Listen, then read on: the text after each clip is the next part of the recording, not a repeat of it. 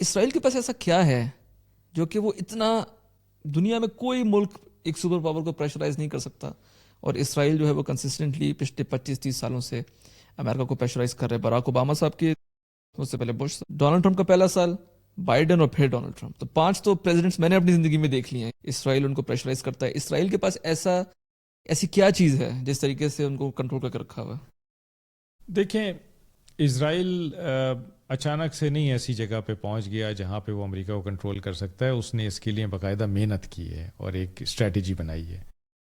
Scientific research and development جتنی اسرائیل میں ہوتی ہے اتنی کہیں اور نہیں ہوتی.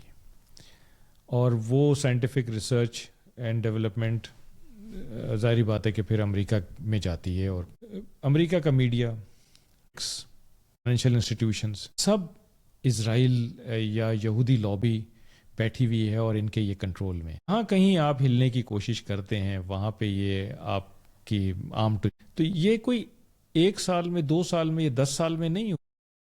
It has happened over last 40-45 years. یہ اس میں جا کے انہوں نے یہ جگہ اپنی بنائی ہے، اور ہر جگہ انہوں نے کرالنگ کی، گئے ہیں اور وہاں جا کے انہوں نے اپنا قبضہ کیا. جو سب سے امپورٹنٹ چیز ہے کہ میرا خیال ہے کہ جو ٹیکنالوجیکل ایڈوانسمنٹ اسرائیل نے کی ہے وہ میرا خیال ہے ان میچڈ ہے باقی اور ملکوں سے. That's the advantage Israel actually enjoy. Epstein files کا، کیونکہ ایپسٹین فائلز کی بہت بات ہو اور ڈونلڈ ٹرمپ پہ پریشر بھی بہت آ رہا تھا، اور ایپسٹین فائلز کے ایک کنسسٹنٹ سٹانس تھا ڈونلڈ ٹرمپ کا کہ میں کسی جنگ میں امریکہ کو نہیں لے کے جاؤں گا. نہیں تھا کہ میک امریکہ گریٹ اگین کا مطلب یہ تھا کہ ہم لوگ اپنے ملک میں اپنے ترقی کے اوپر جو ہے وہ فوکس. اچانک سے آپ نے بھی اس طرح بتایا، اچانک سے ڈونلڈ ٹرمپ کا بھی اسٹیٹمنٹ چینج ہوئے، ڈونلڈ ٹرمپ کا سٹانس بھی چینج ہوا. یو ریئلی تھنک کہ جس طرح سے اثر و رسوخ ہے جوئش لابی کا یو ایس میں، ایپسٹین فائلز جو ہے وہ is directly linked to the attack جو کہ ایران میں امریکہ نے کیا. یہ ایک فیکٹر ہے.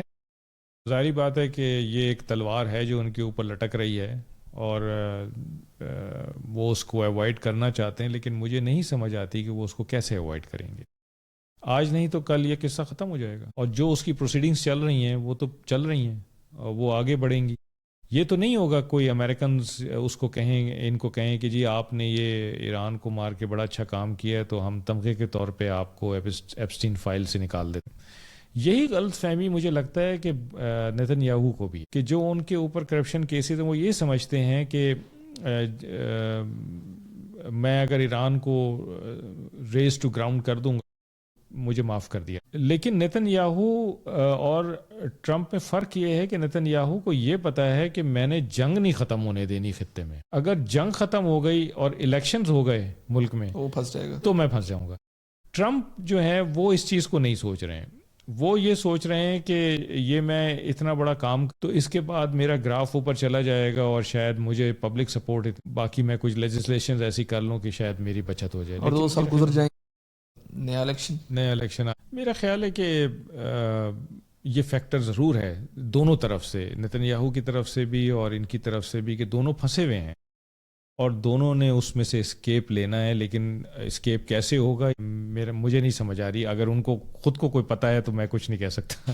آپ نے ایران میں ٹائم بھی، آپ ایرانی عوام کو اپنے بڑی قریب سے دیکھا ہے. جنگ جو ہو رہی ہے کہ عوام ایران کی حکومت کب تک یہ برداشت کر سکیں گے؟